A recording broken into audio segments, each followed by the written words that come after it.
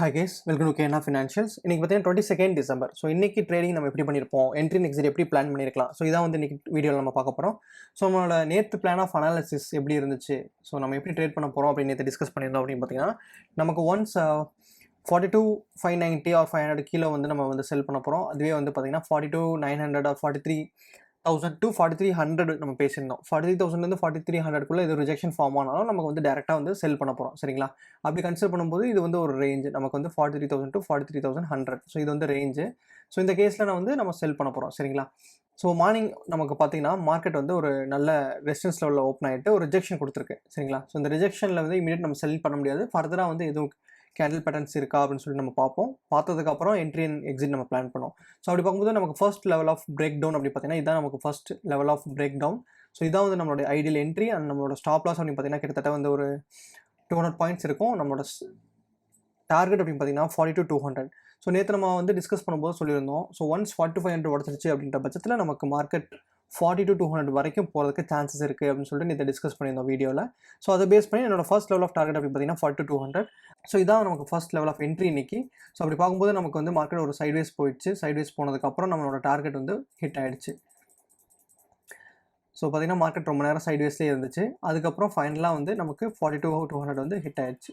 So பார்த்தீங்கன்னா நமக்கு வந்து ஈஸியாக வந்து 42,200 வந்து ஈஸியாக ஹிட் ஆயிடுச்சு. ஸோ இந்த கேஸில் நீங்கள் ட்ரைலிங் ஸ்டாப் லாஸ் வச்சிருந்தீங்கன்ற பட்சத்தில் நம்ம ட்ரைலிங் ஸ்டாப் லாஸ் வந்து இந்த ஏரியாவுக்கு மேலே வச்சிருந்திருப்போம். அப்போ ஸ்டாப் அவுட் ஆகிருக்கலாம். So minimum number of profit நம்ம புக் பண்ணியிருப்போம். ஸோ எப்பயுமே நம்ம சொல்கிற ஒரே ரூல் எப்படின்னா நமக்கு ரிஸ்க் ரிவார்ட் ரேஷியோ வந்து 1:1.5 ஃபாலோ பண்ணுவோம். ஸோ 1:1.5 நம்ம ஃபாலோ பண்ணியிருந்தோம்னா எக்ஸிட் ஆயிருக்கும். ஸோ 1:8 இந்த லெவல் எக்ஸாக்டாக போகணும் நம்ம வெயிட் பண்ணியிருந்தோம் அப்படின்ற பட்சத்தில் நமக்கு வந்து காஸ்ட் டு காஸ்ட் தான் ஹிட் ஆயிருக்கும். ஸோ இதான் வந்து பேங்க் நிஃப்டியோட இன்னைக்கான என்ட்ரி. ஸோ இப்படி தான் நான் என்ட்ரி எடுத்தேன். ஸோ என்னோட ரிஸ்க் ரிவார்ட் ரேஷியோ அப்படின்னு பார்த்தீங்கன்னா 1:1.5 தான் இருந்துச்சு. ஸோ நான் got exited out of that trade. சரிங்களா? ஸோ மறுபடியும் நம்ம வந்து கீழே எவ்வளோ தூரம் போகும் தெரியலன்ற பட்சத்தில் நம்ம வந்து ட்ரைலிங் எஸ்எல் மெத்தட் யூஸ் பண்ணிவிட்டு அது மூலமாக ப்ராஃபிட் புக் பண்ணிக்கலாம். நாளைக்கு மார்க்கெட்டில் என்ன நடக்கும் அப்படின்னு சொல்லிட்டு நம்ம பார்ப்போம். ஸோ 15 மினிட்ஸ் டைம் ஃப்ரேம் போகிறோம். ஸோ நாளைக்கு மார்க்கெட்டில் என்ன நடக்கிறதுக்கு வாய்ப்பு இருக்குது அப்படின்னு பார்த்தீங்கன்னா நமக்கு வந்து ஒரு நல்ல ஸ்ட்ரக்சரில் நிற்கிது மார்க்கெட். ஸோ 42,200 கீழே வந்து பார்த்தீங்கன்னா மறுபடியும் மார்க்கெட் செல் ஆகும். அண்ட் தென் 42,600க்கு மேலே போயிடுச்சு அப்படின்னா மறுபடியும் மார்க்கெட் பை ஆக போகுது. ஸோ ஏன் அப்படி சொல்கிறேன் அப்படின்னு பார்த்தீங்கன்னா மார்க்கெட் வந்து ஒரு நல்ல டவுன்ஃபால் கொடுத்துருச்சு. ஸோ கிட்டத்தட்ட வந்து பார்த்தீங்கன்னா நமக்கு வந்து இங்கேருந்து இங்கே ஒரு நல்ல டவுன்ஃபால் நமக்கு பார்த்தீங்கன்னா ஒரு 1,500 பாயிண்ட்ஸ் கிட்ட மார்க்கெட் பேங்க் நிஃப்டி விழுந்துருச்சு.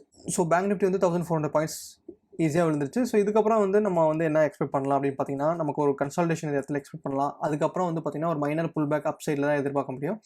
அப்படி இல்லை மைனர் புல் பேக் வந்து இல்லை கிடைக்கலன்ற பட்சத்தில் நமக்கு டேரெக்டாக 42,200 உடச்சிருச்சுன்ற பட்சத்தில் நம்ம வந்து செல் பண்ணலாம். So next level of zone அப்படின்னு பார்த்தீங்கன்னா நமக்கு 41,900 கிட்ட தான் வரும். So 41,900 to 41,800. ஸோ இதுதான் வந்து நெக்ஸ்ட் லெவல் ஆஃப் சப்போர்ட்டை நமக்கு ஆக்ட் ஆகும். ஸோ அங்கே வந்து மறுபடியும் மார்க்கெட் அங்கே பவுன்ஸ் ஆகிறதுக்கு சான்சஸ் அதிகமாக இருக்குது. ஸோ அப்படி பார்க்கும்போது நமக்கு வந்து 2 லெவல். ஸோ ஒன்று வந்து 42,590 அண்ட் தென் 42,200 நம்மளோட லெவல். ஸோ மார்க்கெட் வந்து இந்த ரேஞ்சுக்குள்ளே இருக்கிறதுக்கு வாய்ப்பு இருக்குது.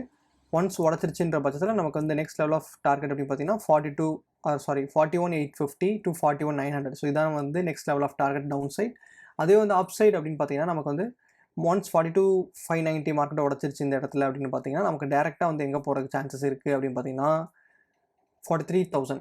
ஸோ 43,000க்கு டேரெக்டாக போகிறதுக்கு சான்ஸ் இருக்குது. ஸோ 42,800 வந்து ஒரு மைனர் லெவல்.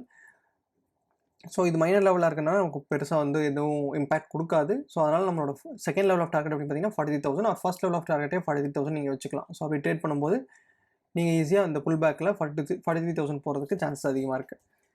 ஸோ இதான் கைஸ், இதான் வந்து பேங்க் நிஃப்டியோட நாளைக்கான அனாலிசிஸ். ஸோ இப்படி தான் வந்து நம்ம வந்து ஃப்ரைடே ட்ரேட் பண்ண போகிறோம். ஸோ ஒன்ஸ் பிரேக் அவுட் கொடுத்துச்சுன்ற பட்சத்தில் நம்மளோட ஃபர்ஸ்ட் லெவல் ஆஃப் டார்கெட் அப்படின்னு பார்த்தீங்கன்னா 43,000 டேரெக்டாக சொல்கிறேன். ஸோ புல் பேக் இன்னும் கன்ஃபார்ம் ஆகலை.